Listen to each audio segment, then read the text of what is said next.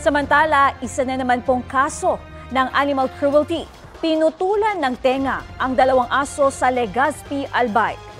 Sa kwento ng kanilang may-ari, naabutan na lang niyang duguan ang dalawang alaga na sina Luna at Bonbon habang nakatali sa ikalawang palapag ng inuupahan niyang bahay.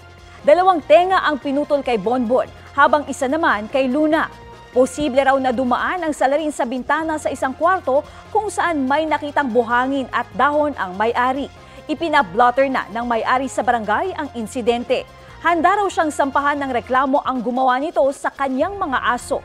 Dinala naman na sa City Veterinary Office ang dalawang aso para magamot. Kapuso, para sa mga maiinit na balita, mag-subscribe sa GMA Integrated News sa YouTube. Sa mga kapuso naman abroad, subaybayan nyo kami sa GMA Pinoy TV at sa www.gmanews.tv.